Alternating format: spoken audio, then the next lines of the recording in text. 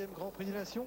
Voilà qui nous rappelle des souvenirs, le beau temps, un micro, une caméra, Robert Chapat à mes côtés, Jean-Paul Olivier avec son micro. Ça nous rappelle le Tour de France, ce beau Tour de France qu'on a vécu avec vous. Eh bien, Antenne 2, on a de la chance, car le Grand Prix des Nations aujourd'hui, des images tout de suite, Pierre Badel, le Grand Prix des Nations est aussi passionnant que le Tour de France. Imaginez, il y a 56 km que les coureurs sont partis, 56 km, et l'on trouve 3 coureurs. Le premier ici, Laurent Fignon. On trouve 3 coureurs en 5 secondes, inouï. Laurent Fignon, que vous découvrez sur ces images, est en tête en 1 heure, 16 minutes et 11 secondes après 56 km. En deuxième position, on va le découvrir maintenant, c'est Wegmüller, le Suisse Thomas Wegmüller, deuxième de Paris-Roubaix en 88. Ici, le voici Wegmüller, il est seulement à 5 secondes de Fignon après plus d'1 heure et quart de course. Thomas Wegmüller, le Suisse, et son dossard numéro 4.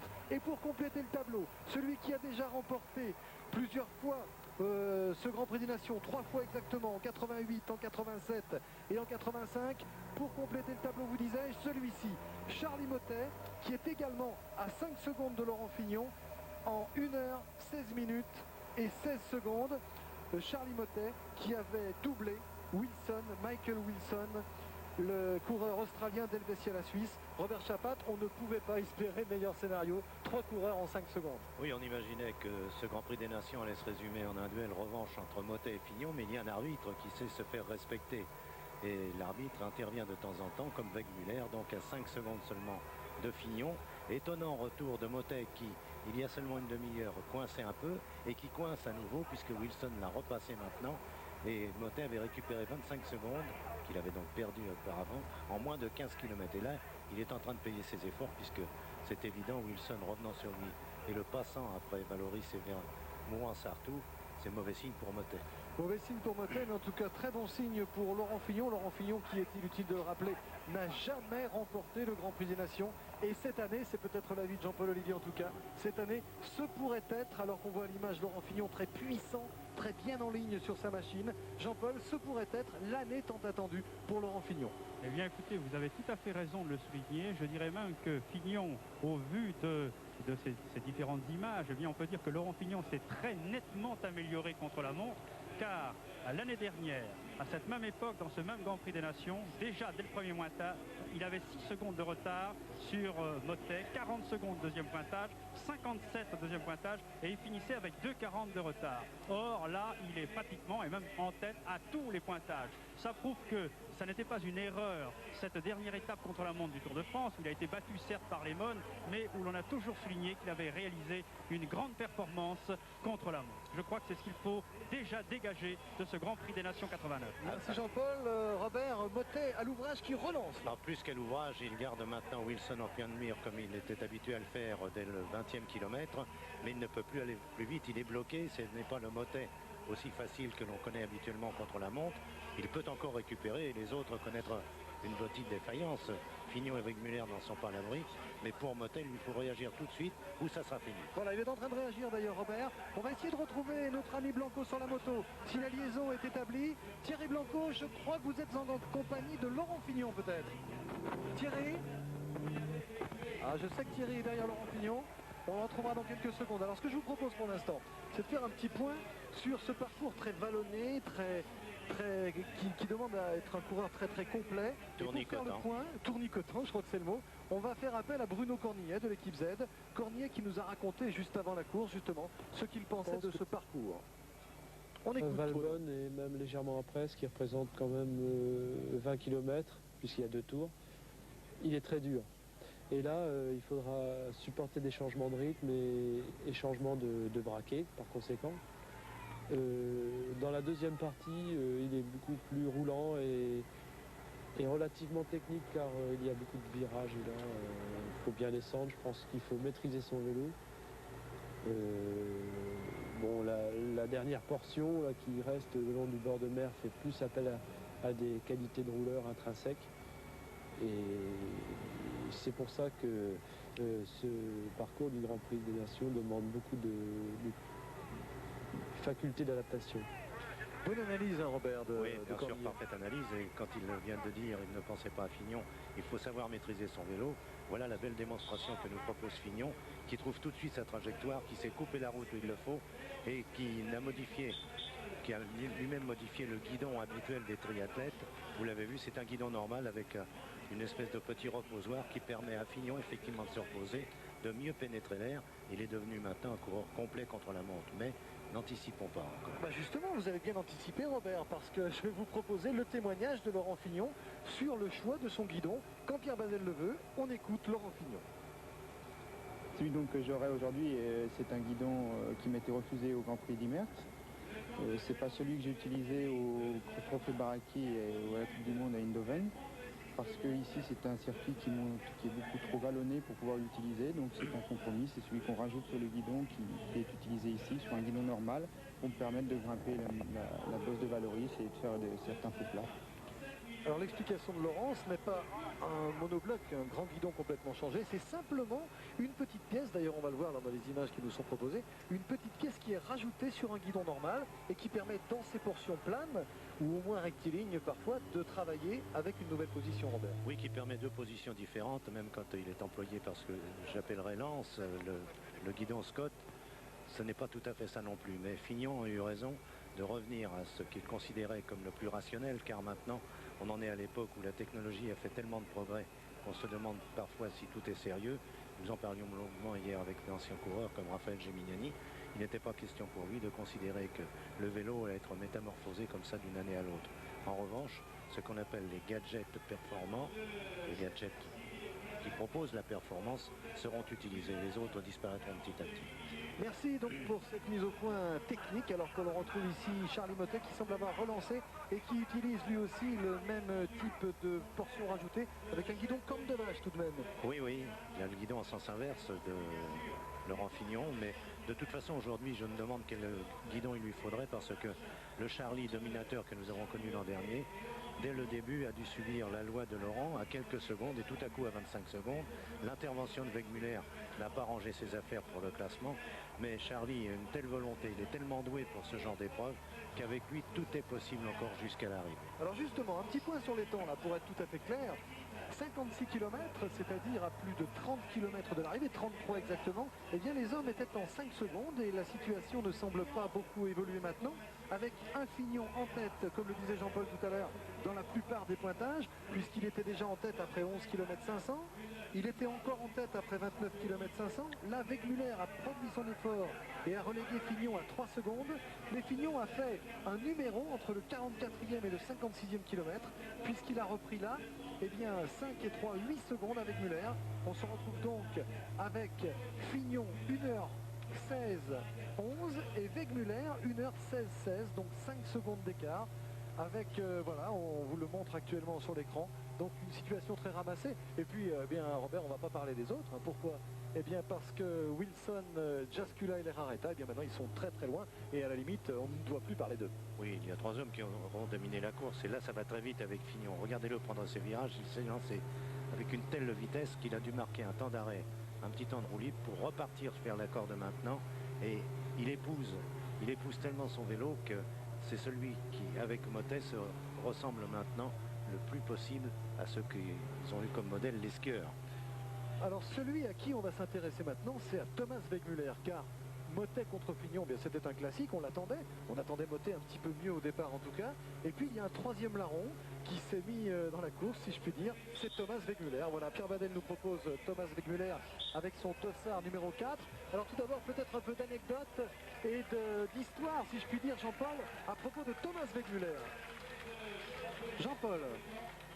C'est un garçon qui s'est illustré dans les contre-la-montre, d'ailleurs dans son pays. Et puis cette année, il faut tout de même préciser que contre-la-montre, il a remporté le prologue du Critérium du Dauphiné libéré, ce qui est quand même important. Et dans ce même Critérium du Dauphiné libéré, il a gagné la fameuse étape de Saint-Étienne en plongeant à corps perdu à la manière d'un homme du contre-la-montre pour gagner cette étape du Dauphiné libéré. Il a gagné beaucoup de choses, mais dans ses principales performances, il y a aussi cette deuxième place, vous savez. Oui, de Paris-Roubaix. De Paris-Roubaix, où il avait terminé deuxième, et c'était au sprint, derrière De Mol. Il avait eu d'ailleurs dans son dérailleur, vous vous souvenez très bien de cette fameuse image avec un papier dans le dérailleur. C'était très représentatif et très anecdotique d'ailleurs. Enfin, c'est quand même un coureur qui, pendant de très longues années, donc, a toujours été dans les meilleures places et dans les meilleurs coups, disons, du peloton, sans jamais dominer réellement. Et puis, il a eu aussi beaucoup de problèmes de santé.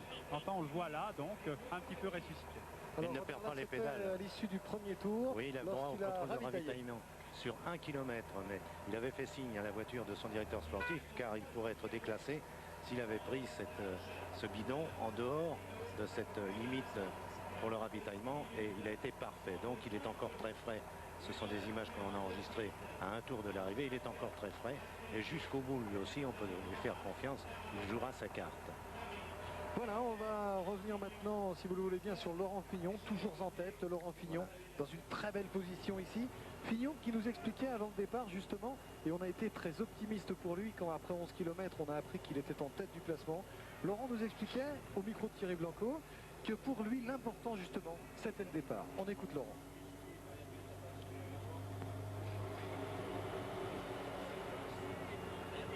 Tout dépend du départ. Je pense que si on sent tout de suite bien, eh bien on n'a pas trop de problème pour gérer cet effort. On roule pratiquement à fond tout le temps sans avoir trop à gérer. Et si on n'est pas bien au départ, ben on essaye de s'améliorer par la suite et de ne pas faire trop d'efforts dès le début, tout en étant malgré tout assez à fond. C'est ça qui est compliqué. Et par la suite, ben, d'aller de plus en plus vite pour atteindre son maximum. Mais je crois que c'est surtout le départ qui conditionne les choses. Alors Robert, justement, Laurent Fignon, on sait actuellement un moral pas friable. Je veux dire, il a pris un grand coup sur la tête, on s'en souvient, sur les Champs-Élysées lors de l'arrivée du Tour de France, on ne va pas y revenir. Laurent Fignon, lorsqu'il a dû être renseigné et savoir notamment que Mottet était passé loin de lui, il doit voltiger, il sait que c'est son année, que c'est vraiment l'occasion ou jamais. Ah oui, on n'a pas besoin de pousser Laurent pour qu'il donne le maximum. Et la réaction qu'il a eue depuis sa défaite dans le Tour de France et le championnat du monde est tout simplement superbe. Cela prouve la qualité du personnage. Tandis que Mottet a à nouveau pu se débarrasser de Wilson. Ils font un match à l'arrière tous les deux, mais qui peut être profitable à Mottet dans la mesure où constamment il a en point de mire, avant de le repasser, de le larguer dans un véritable sprint. Ça aussi, c'est une motivation pour Mottet, dont le matériel est tout à fait celui qu'il emploie habituellement, avec peut-être des manivelles un peu plus courtes que les autres étant donné sa taille, mais je crois que Laurent Fignon a adapté aussi des manivelles de 17 3/4 avec un plateau à choisir au dernier moment 52-55 et des pignons de 12 à 18. Voilà. Eh bien merci pour toutes ces précisions techniques, alors que les images nous montrent que Mottet a passé Wilson mais qu'il ne le lâche pas vraiment. Et ça, c'est assez mauvais signe pour Charlie, car il devrait pouvoir, dans cette partie du parcours, devancer très nettement l'Australien Michael Wilson, qui est classé quand même d'une manière... Attendez, on va écouter là. Wegemuller au 74, 1 heure, 39 minutes, 46 secondes. Alors ça, le meilleur temps était jusqu'alors à Chascula en 1h44,01. Et on se retrouve avec Wegemuller qui a fait 1h39,46. C'est dire qu'il a mis près de 5 minutes à Chascula, alors que vous avez assisté à l'arrivée de Millard, un petit peu décevant. Enfin, ce n'est pas vraiment sa spécialité. Ouais, non, il vient là contrat est forcé parce qu'il a des contrats commerciaux et puis il avait envie de tenter pour une fois du contre-la-montre afin de s'en écœurer définitivement. Je pense qu'il aura réussi son opération. Alors à 15 km de l'arrivée, donc premier indice, Wegemuller 1h39,46. C'est dire que dans 3 minutes environ, nous aurons le temps de Laurent Fignon et on en saura beaucoup plus maintenant à 15 km de l'arrivée. Vous voyez, Wegemuller 1h39,46. On retrouve derrière Jascula à près de 4 minutes 30, c'est vous dire l'écart qui est fait maintenant. Et pourtant il est excellent ce Jascula, quelle révélation, c'est le seul amateur de ce groupe des professionnels. Et il nous a fait une belle impression en effet, puisqu'on l'a suivi. Jascula qui a un petit peu faibli ensuite jusqu'au kilomètre 81 pour finir fort en 2h03 minutes. Mais c'est l'occasion justement de parler du record, car Jascula est en 2h03 minutes. Eh bien, on a vu que Wegemuller avait 4 minutes 30 d'avance. Ça veut dire que Wegemuller est largement dans les temps du record, établi l'an passé, je vous le rappelle, par Charlie Mottet en 1h58 minutes 46. De tout cela, nous reparlerons un petit peu plus tard, alors que Laurent Fignon fond vers le pointage des 74 km et va nous donner beaucoup de renseignements dans quelques secondes avec son temps.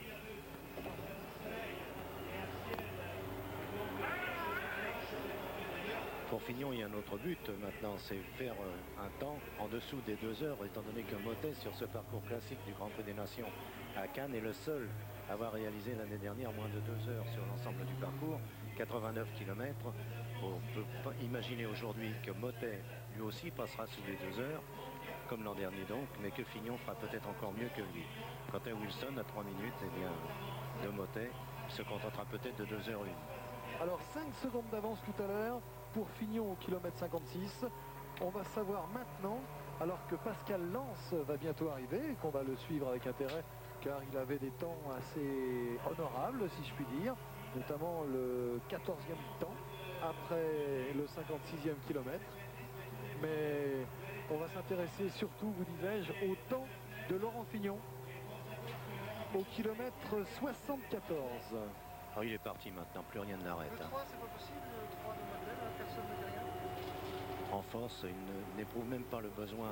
Voilà encore une preuve, un réflexe immédiat et puis très rapidement exécuté, et replacer son casque pour se permettre justement cette position très aérodynamisée maintenant de Laurent.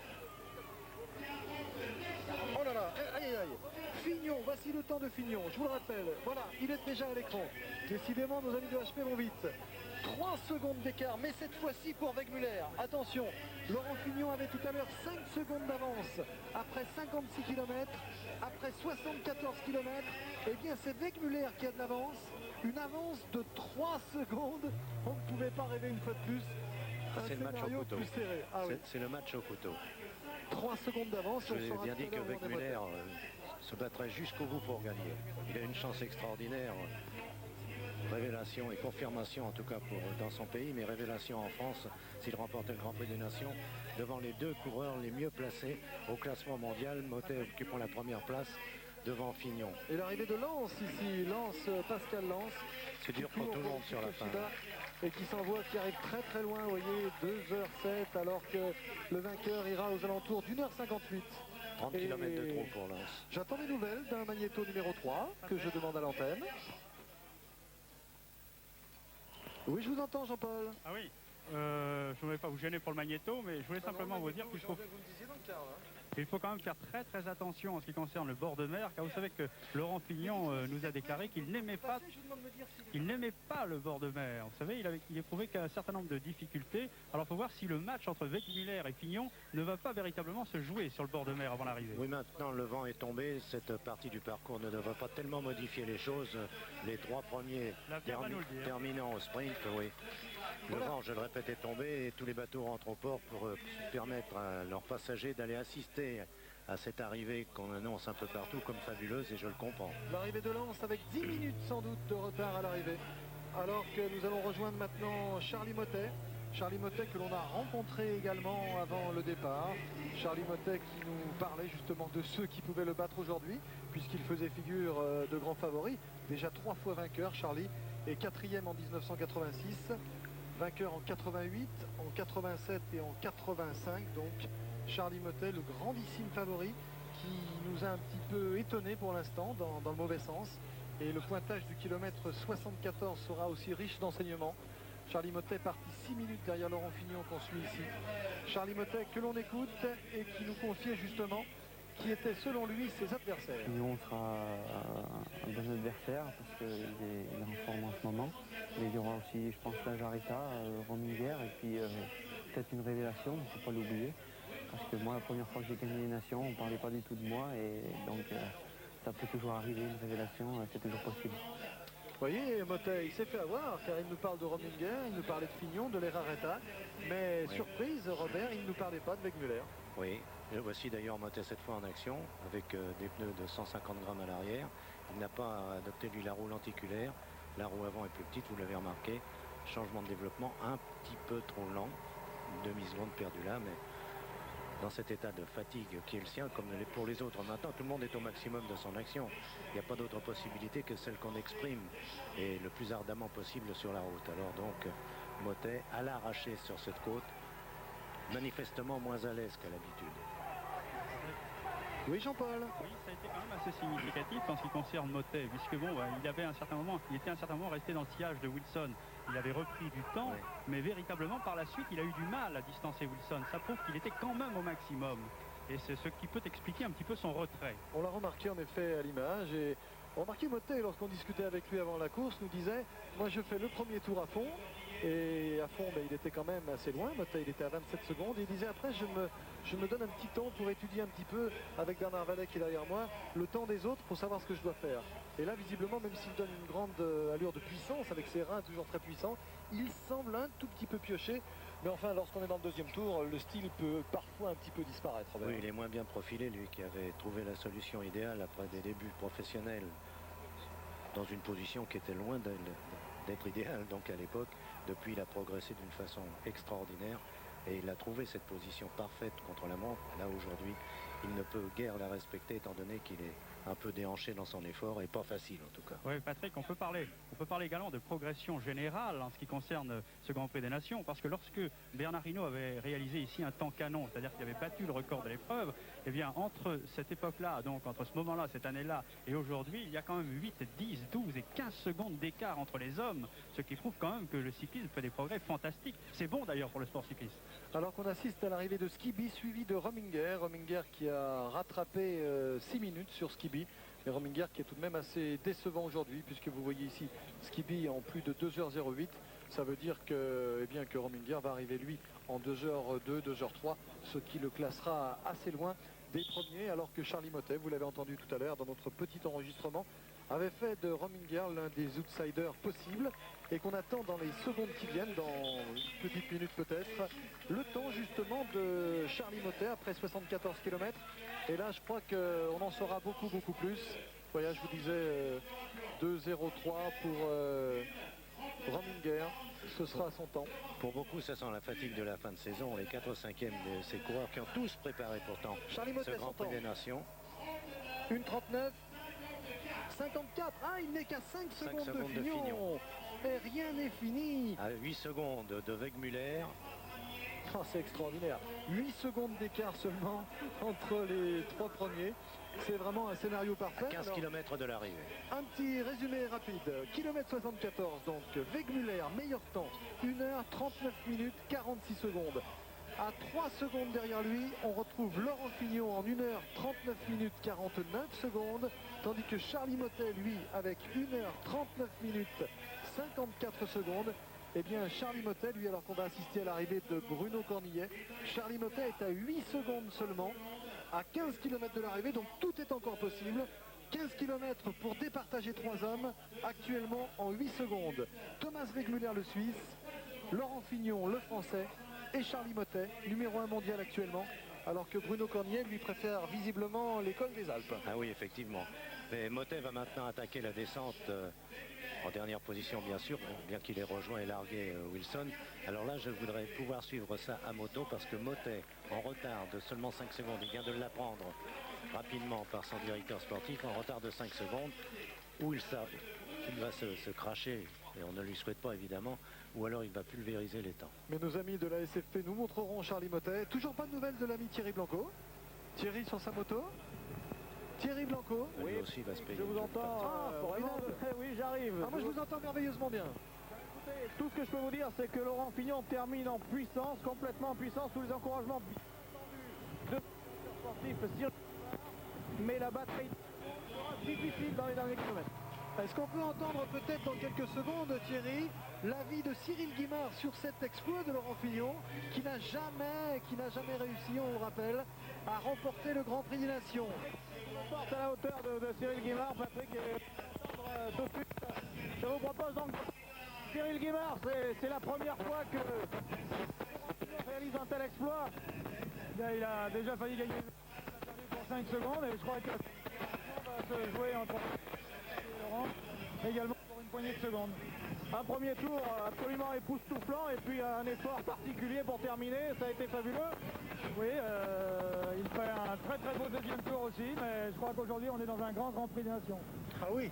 Ah oui, merci Thierry, Grand Prix des Nations, oui. Grand Prix des Nations, Robert. Et une habitude pour Laurent, décidément maintenant, de se battre dans toutes les courses pour une poignée de secondes. On ne va pas en rappeler. Alors, s'il perd de 8 secondes, moi j'ose rien dire. Je n'oserais même pas commenter l'arrivée s'il perd de 8 Et secondes. regardez Motet au pied de la descente maintenant, qui donne tout avec le casque en bataille.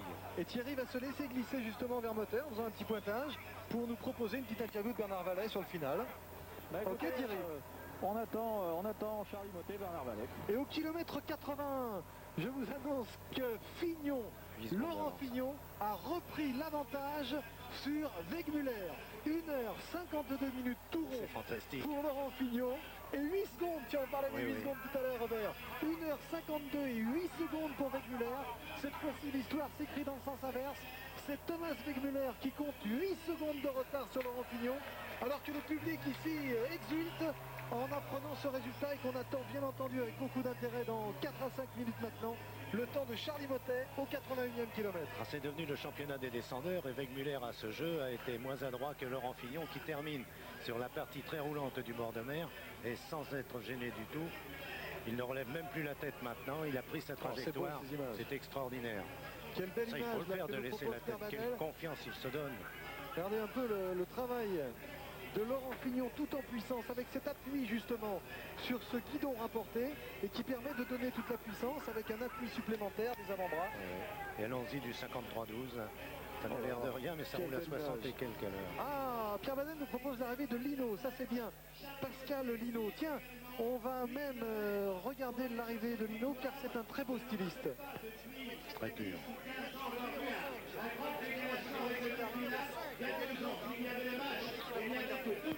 Appréciez le style après 89 km de ce poursuiteur. C'est pas tout à fait la même distance là pour un poursuiteur. Hein. Non, mais c'est un presque débutant. Il vient de gagner le Tour de la Communauté quand même.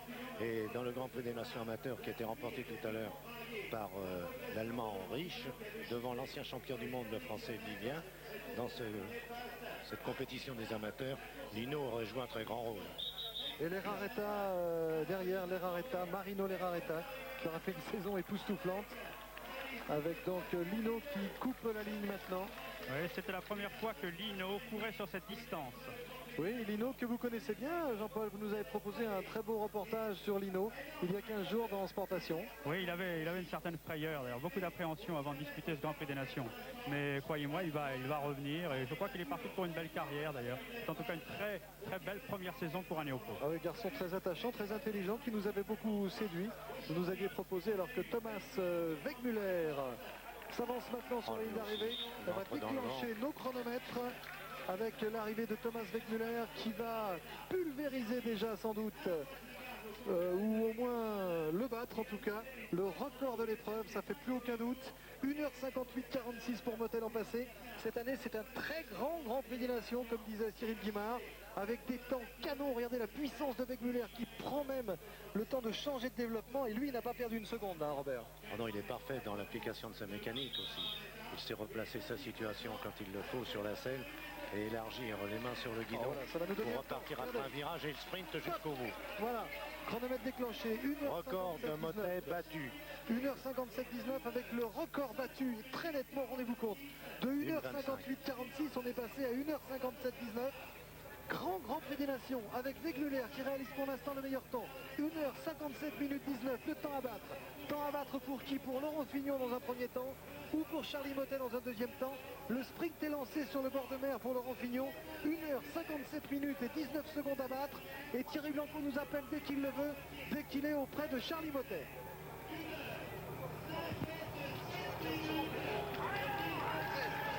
Laurent lui aussi est à fond. Il était même plus à l'aise tout à l'heure au bord de mer quand tout était bien dégagé de l'autre côté puisque le vent ne soufflait pas trop. Et Mottet qui arrive aussi. Voir ces deux coureurs presque ensemble à l'écran, c'est formidable. C'est vrai que c'est formidable cette image de Ils ont Charlie cafouillé Mottet. vos boutons de téléviseur. Oui, j'ai appuyé sur le mauvais bouton. Vous avez avez privé d'image. Patrick, Voilà. Oui, j'en parle. Dès que vous avez une petite minute. Mais j'ai tout de suite une petite Eh bien minute. écoutez, Thomas Wegmüller, vous venez de réaliser une grande performance. Est-ce que déjà vous attendiez à être ainsi, à toucher ainsi aussi près du but? C'est moi. Est-ce que vous pensiez réaliser un Fignon au dernier kilomètre. On suit Fignon et on écoute L'année Wegmüller. passée, j'ai eu en venant 5 minutes plus. J'ai eu deux quelque chose. Voilà, il attend l'arrivée donc de Laurent Fignon pour pouvoir se faire une opinion. Oh là là, le tacle. Mais pour l'instant, tout a marché donc Quelle pour lui. puissance. Oh là, quelle puissance. Merci Jean-Paul de ces précisions de Thomas Wegmuller. Ce coup de sabot, comme l'on dit dans ces cas-là. Oh là là, quel suspense. Alors qu'on va avoir en même temps le temps de Attention à ce Mottet au virage. kilomètre 81 et l'arrivée de Parfait. Fignon. Ça va être superbe comme dramatique. Fignon avait 8 secondes d'avance sur Wegmuller au kilomètre 81. 9 Et la voici à kilomètres plus l'entrée de loin, la ligne maintenant, il va franchir la ligne et on va savoir s'il bat Thomas Wegmuller. J'en suis à peu près, je dis bien à Oui, peu oui. près persuadé. Oh, ça va être difficile, mais j'en suis persuadé, il va battre Wegmuller et il va établir le meilleur temps, Laurent Fignon. Oui, il va y arriver. Un bon virage bien négocié, il sort à l'extérieur. Il va maintenant donner son dernier effort. Il va battre très nettement, à mon avis, Thomas ça va être bon. Wegmuller. Ça va être bon pour Laurent Fignon qui va établir le temps étalon maintenant. Alors qu'on aura un autre renseignement capital, c'est le temps de Mottet au 81e kilomètre. Wegmuller. Et le public déchaîné maintenant. Déchaîné pour Laurent Fignon. Alors que Fignon, lui, va-t-il vérifier son record? Ouais. 56-57, extraordinaire. 1h56-57, 22, 19 et 4, 23 secondes, 22 secondes de mieux. 5 minutes à attendre pour Pour savoir Fignon. si Mottet, qui a effectué un très très beau retour sur la fin de course, qui a fait la descente que l'on attendait de lui, si Mottet donc peut encore renverser la situation. Et on va peut-être vivre ça en direct avec Laurent Fignon, alors que Mottet au kilomètre 81, on va bientôt connaître son temps. Au kilomètre 81, alors que Laurent Fignon a battu Wegmuller 1h56-57 et que le public, vous l'entendez sans doute, exulte. Jean-Paul Olivier va dire ça, va dire tout ça bien sûr à Laurent Fignon et on va vivre en direct sera très dur pour l'arrivée de Mottet. Charlie Mottet. Très dur pour Mottet maintenant. Voilà au 81, 22 secondes de retard pour Mottet. Impossible à mon avis pour Charlie Mottet de battre Laurent Fignon maintenant.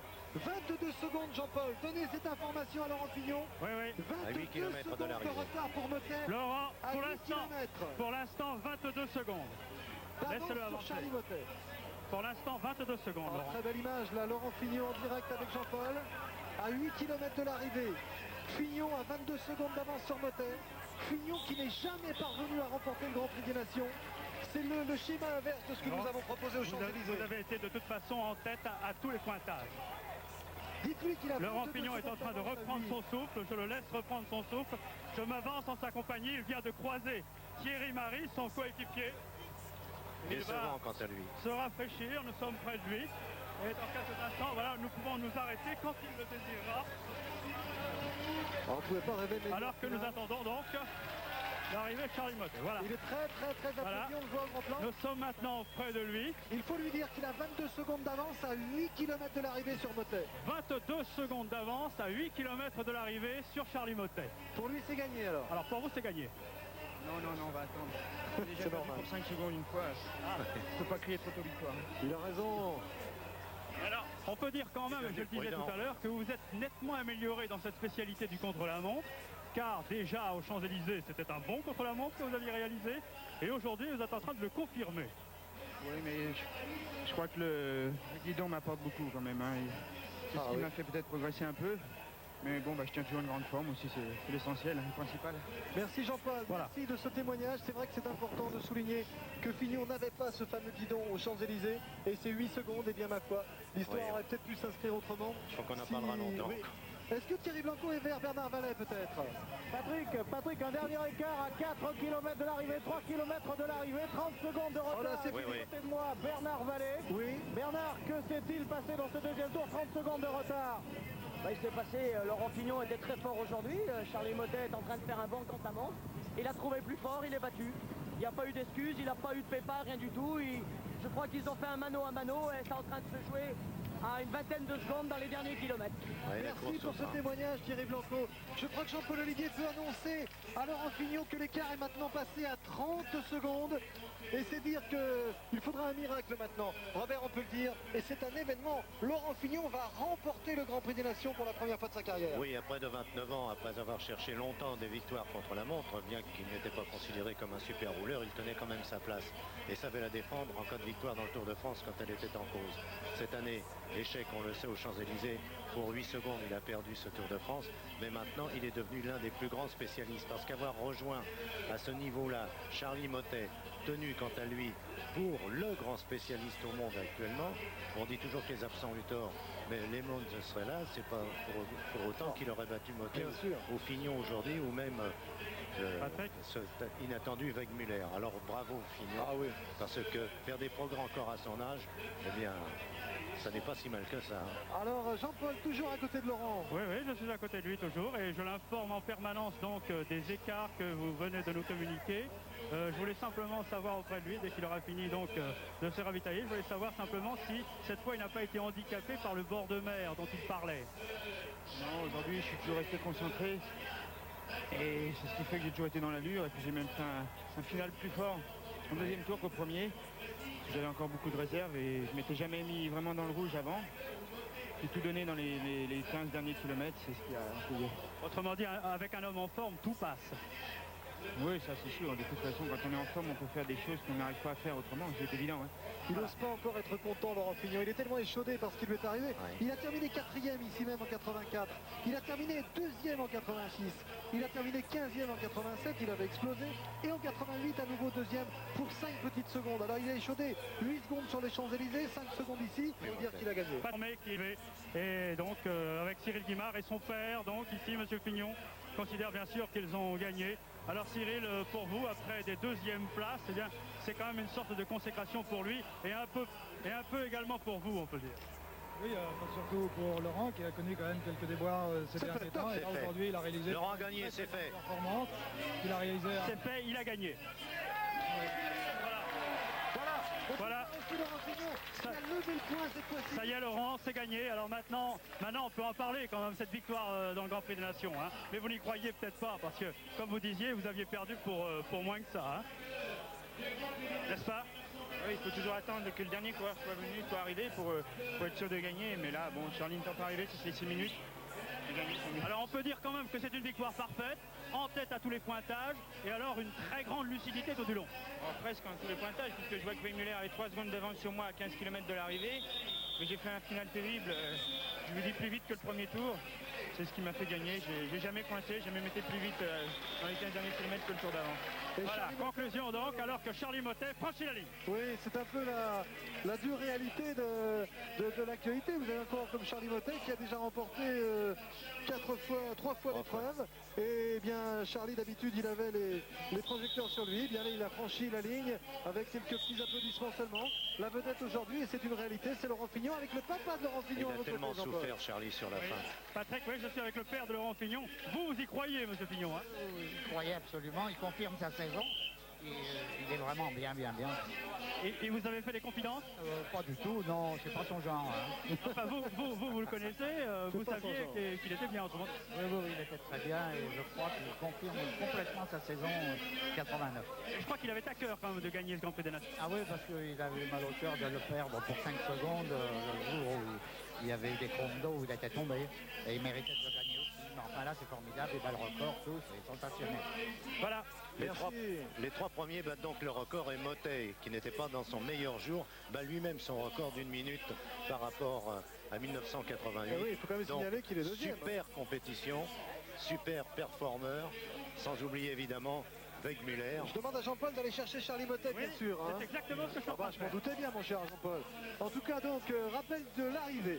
Laurent Fignon remporte son premier Grand Prix des Nations en pulvérisant le record établi l'an passé par Charly Mottet en 1h58-46. Cette année, Fignon réalise 1h56-57. Deuxième, Charly Mottet, 1h57-50. Donc 53 secondes d'écart, ce qui est quand même, tout de même énorme là, pour Mottet, alors que 1h57-19, là on nous donne 22 secondes pour Muller. Oui. On a 2 panneaux complètement différents. Oui, je crois qu'il y a une erreur de l'autre côté. Il y a une erreur. Normalement, Wegmüller est deuxième. Hein. Oui. On nous annonce ici 1h57-19 pour... Oui, c'est ça, bien sûr. Pour Wegmüller. Bien sûr, tout à fait. 19 et 22, c'est ça. Oui, Jean-Paul. Oui, je suis en compagnie de Charly Mottet. Bien sûr, un Charly Mottet très déçu. Alors, expliquez-nous votre course aujourd'hui, Charly. suis tombé sur un Laurent Fignon très fort et puis moi dans le dernier tour, j'ai tout fait le dernier tour sans boire, j'ai perdu mon bidon sur un passage avec des bosses. J'ai fait donc les 40 derniers kilomètres sans boire et à la fin j'étais complètement déshydraté et j'ai eu beaucoup de mal à finir. Mais est-ce que ça n'est pas la conséquence d'une saison quand même très chargée qui vous a vu en particulier ces derniers temps au sommet partout?